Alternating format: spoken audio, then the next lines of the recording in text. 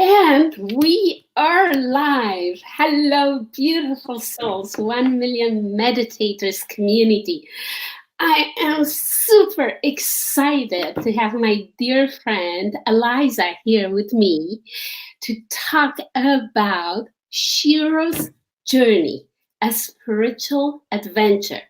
So, this is not a book review. This is just me being on fire because I finished reading Aliza's book and it's so amazing. I had angel bumps the entire time, and like energy was running down my spine. And I truly believe from the bottom of my heart that you should read it. It will change your life. Welcome, Aliza. Oh, thank you, Anita. Thank you, thank you, thank you. I'm so happy to be here. And I'm so thrilled that you're having that reaction to my book. I know we talked a couple of weeks ago. You're like, I need something to read. No, I don't have time to read. I was like, no. And I'm like, well, let me just shoot it to you and, see. And then you jumped into it and barreled through it. So that just makes me feel so happy.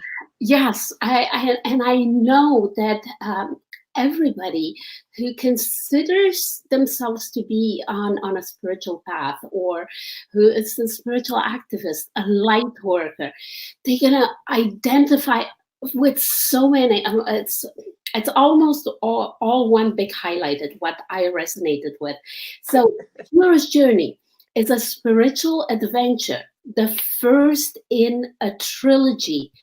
Aliza, how did you, or what inspired you to write this book?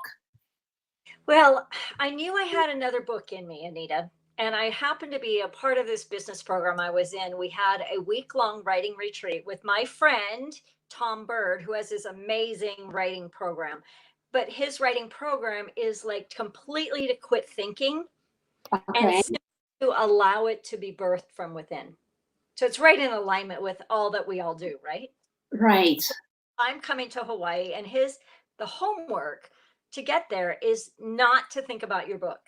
Like, don't think about what you're going to write. You just clear your slate. So, of course, we're in Hawaii. That's easy to do. And Shero downloaded. I mean, like, she said, here's my story, and you need to tell it. And it's going to be 3 parts. I'm like, okay. And Quick question from one of our viewers, Maru de la Torre. I hope I'm pronouncing this right. From Mexico, wants to know if it's on Amazon. it is on Amazon. Yes. Okay, Yes. I know. Let's see. It's on Amazon US, Amazon Canada, Amazon UK. So Amazon Australia. Yep, it's on all of them. It's on Kindle and, of course, paperback, both. okay, so save some trees, buy it on Kindle. But that's Right. me. Yeah. So Shero just came through you. She did. And if you know me and you know my spiritual journey, you will recognize lots of my experiences in her experiences. And it was still downloaded like her, like it's like, oh my goodness. Like one of the things in here that was most profound in my own life was her experience at the waterfall. Do you remember when she was like totally cleansed and then totally electrified? Like she became, like we talk about, lightheaded, but she became light bodied. Like And you everything. had that experience? I did. Wow. I did. I had that experience when I was with John of God in Brazil many years ago, or a few years ago. Okay. And I've worked with teachers, so a lot of her experiences. Now I haven't faced dragons and lions. I haven't actually had that, but a lot of the other journey experiences she had, I've gone through. Her experience with rage. Remember when she was processing rage? Yes. I had that experience. I'm not an angry person. I've never been an angry person. I don't really do. I mean, it's not my modality really. And I went through, when I was in initiation period, like months of such rage. I couldn't even keep it in my body. And so some of her experience is filtered through my experience. I didn't know that. And Mm. actually, the the lion that and all the other mythical characters, they're obviously just metaphors, right? Right. Right. And in Shero's experience, she's on these shamanic journeys where she's not thinking about it, she's not dreaming it. She is in the experience of it. Right, you are. And it's metaphorical, and it's so many layers, and it's also playing in different dimensions, which is really beginning to happen for me a lot too. Huh. You know what? I'm so immensely grateful to you, Aliza, that as a 1 million meditators ambassador, you've been almost from the very beginning with us. But I never realized how deep your connection is to Mother Earth, to the planet. Um, and then I realized, okay, this is Aliza, and I'm going to quote a passage. This planet she was on, planet Earth, was being tested. It was time for a quantum shift. But just as with each quantum leap of humanity, there came a choice point. As one species or experience came to a critical mass, it either must change or end, becomes a critical moment in time where a species would either evolve or destroy itself. Either way, it was okay in the view of creation. Shero saw how humanity on Earth was fast approaching its own critical mass. The possibility of destroying themselves was likely, but so was the quantum leap. Can you talk more? This passage moved me to tears, and I'm a really big believer in the quantum leap. How did you experience that? How did this come through here? See, I'm getting all. She experienced that passage in one of her journeys. So it to me, when she's on her journey, she is in the way bigger dimension than our humanity. And so she saw very clearly like the path, and especially maybe a decade or two ago, because what we see on our planet looks like destruction, and what we see in our country is, it's horrendous what we're experiencing in our country. I'm not sure about your country, Anita, but UK, I mean, we're doing all kinds of really destructive things with our violence and our hatred and our separation and our polarities and our governments and all. It's horrifying. And I know I have friends in UK who are having similar experiences right now. And it's like, it looks like that path is very destructive. We look at climate change, we look at all, it looks like it's all falling apart. But the other fork in the road is maybe it's all falling apart, but it has to fall apart in order to evolve. It's like you have to go through chaos to get to change. And the change that we're in, the quantum leap into really a new dimension of being on the planet, which is love and light and kindness and compassion and enough for all. So all the polarities, are going to equalize. And I am so clear in my being that that is what's happening, even though what we see on the news is the opposite. But we also, if we look like this 1 million meditators, this makes a difference in a really, really big way. And some of the other places that I'm playing is really going like I in my work have been touching the quantum field for years, leading people when I work with people, clients, one-on-ones or small groups. We're like becoming it, but we touch it. We touch the future, we touch the abundance, we touch the health, the wholeness, we touch different dimensions. But now what's happened for me, it even really in the last month or two, is that touching it then becomes like we touch it, and then but now our next work is becoming it. And we can't become it with all that junk of humanity. We have to process through, we have to release all of the lack and the unworthiness and the hate and the shame and the terror and the rage, all of that stuff. We can't take that to the next dimension because it's there's no space for it there. Right. But what's happening right now is that is getting so fast. Like you can release things like that like so fast. It's like becoming the quantum dismantles all of that. Yes. So there's like all my work is turning on its side right now. It's very fascinating because all you have to do is just pop there. You're just like, oh, boom, there we are.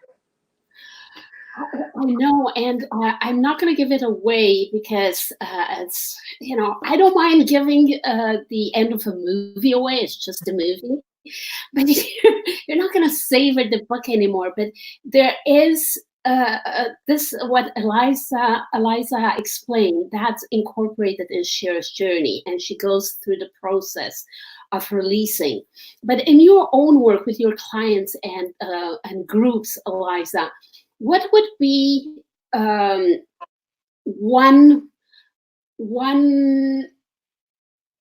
rapid or something that somebody can do on a daily basis whenever they feel something coming up and it's not them and it's like, I don't want this? What do you recommend? How does So, one release on a daily basis? so let's just do a quick process, right? Okay.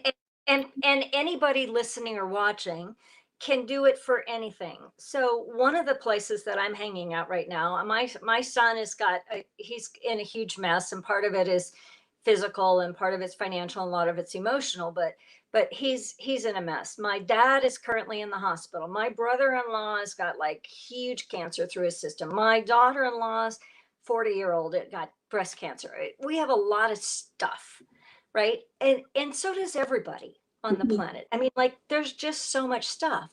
So it's easy to get caught. Okay, now it's the holidays, right? So it's easy to get caught in stress. Let's just use stress, like caught in stress, like, well, I don't know what to do. And our whole system, well, Overwhelmed. you've got a little bit going on in your world too, Anita, right? And so our shoulders go up and our neck hurts and we get headaches and we get, it's like we get like this. Yeah, we get abrasive with our friends. We start blaming our family. Yeah, right? Okay. So in the work that I'm bringing now, it's like notice what you notice. Oh, look, I'm stressed. I'm currently working in a church. I'm the senior minister for a while while they're going through a leadership change, which is my background and my history.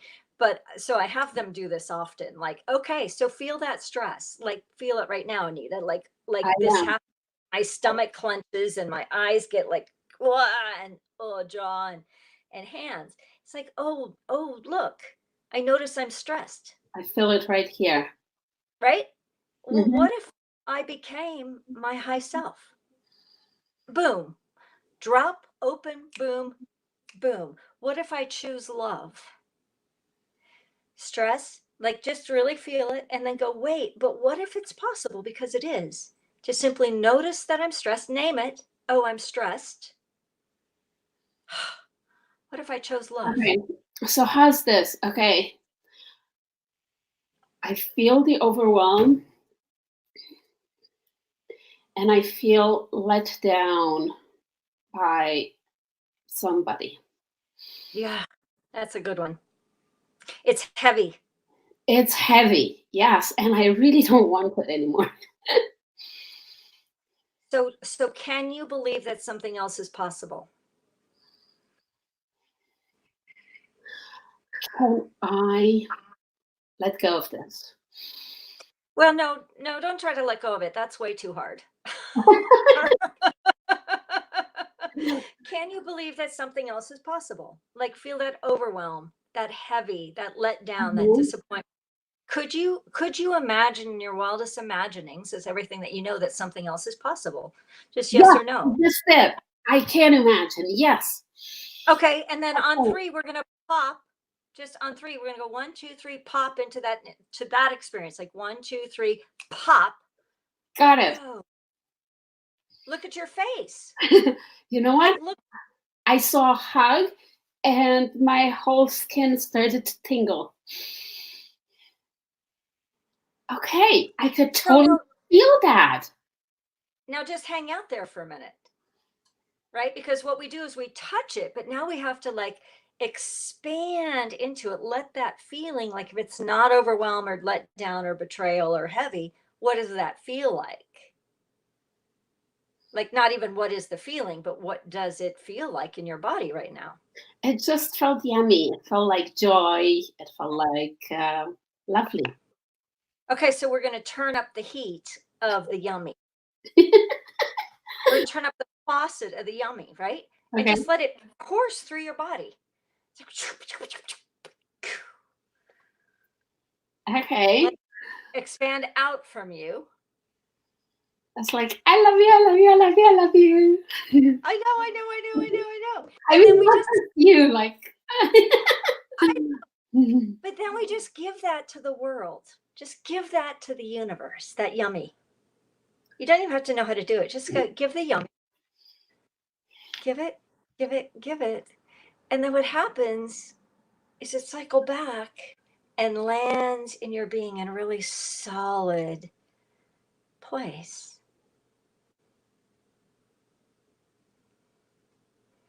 And then take a breath. Oh my God. That was beautiful. It's Oh, seriously that simple. Not always easy because we get caught in our stories and our stuff, but it's seriously that simple. And that's when anybody can. We didn't go spiritual. We didn't go woo woo. Well, we did kind of go woo woo, but we just went yummy, right? Just yummy. anybody can do yummy. Anything can be yummy. Anybody can be yummy. And, and for you, Anita, every time you notice what you notice, you go, oh, but I know yummy. Just pop there. Like there's no process, there's no baby steps. It's like, oh yeah, what's yummy? Oh yeah, there it is. Oh yeah, there it is. Oh, I love it. I love it. So, what did you learn that surprised you during the process of writing this book, Aliza? Oh, there's so many. There's so many. It was a journey, a spiritual journey to write this book. So, on a real sort of technical, physical level, I had to learn so much about writing. My other books, I just wrote them. But this has the emotionality in it. It has like the edges, the crisis and so it's got a different flow. I had to learn all that, you know. So I learned. how did it change you? Because I know when I first started reading it, I was struggling with quite a bit of doubt and overwhelm, and I almost, because December 28th, 29th, we're putting on the final global event for 1 million meditators, and with everything else happening in my life, I really felt overwhelmed, and I started to question myself: is it really, maybe this was it, maybe this is as far as the journey goes, but I'm going to sleep on it. I'm asking for guidance, greater universal love, please beam in. And then the very next day I start reading your book, and from the very first pages it's like, okay, I got it, I'm not supposed to throw in the towel, just going through a really challenging time, stay with it. So that was throughout your entire book, one after another, but put under the same umbrella for me. But how did it change you? What was I know you wrote it, but what was the major lesson for you? Well, I wrote it, but I lived it. Mm. And in the writing of it, in the actually putting it on paper and the actually birthing her, there's a whole new level for me about bringing my work to the world. Like maybe it's not doubt, maybe doubt. That's such a great word because that sneaks in.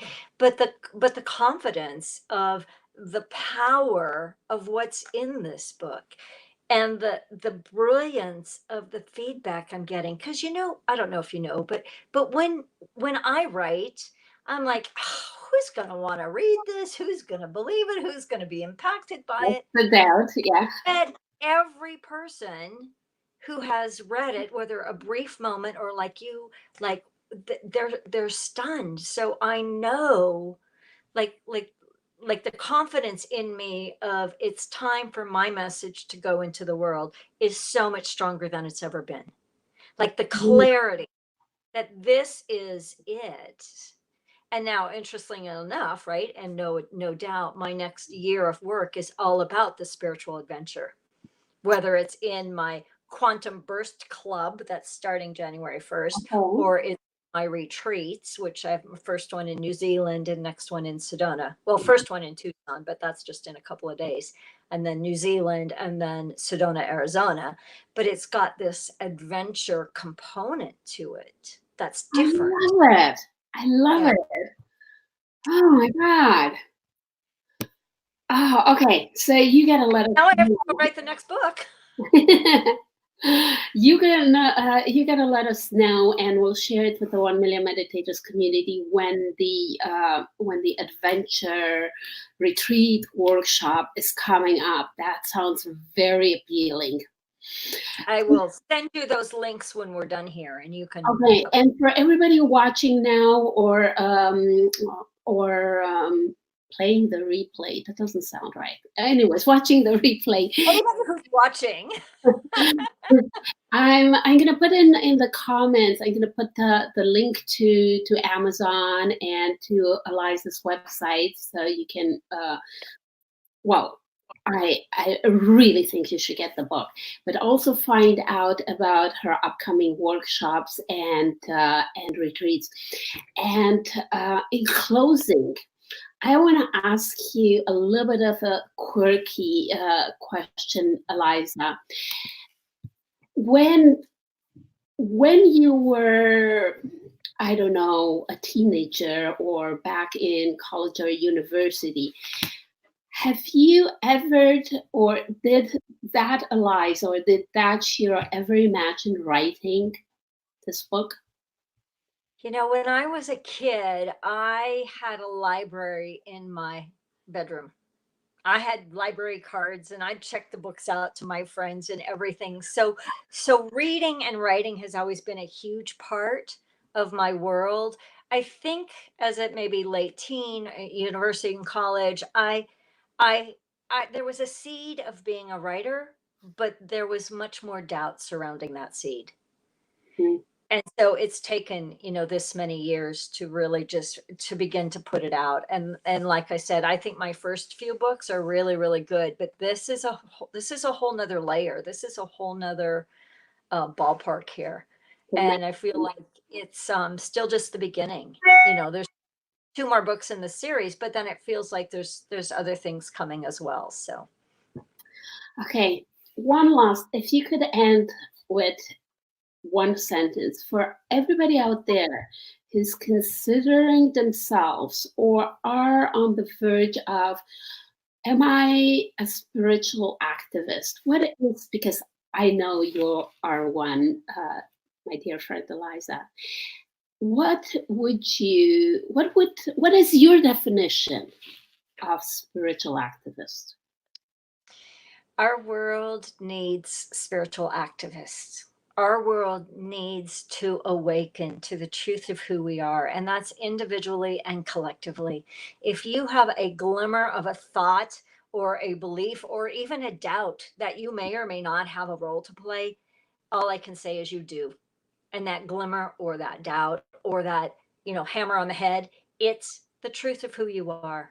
And the truth of who we are and who we are becoming is so much more than we can even begin to imagine as we live our life with the news and the climate and the bills and the stuff of life is just the stuff.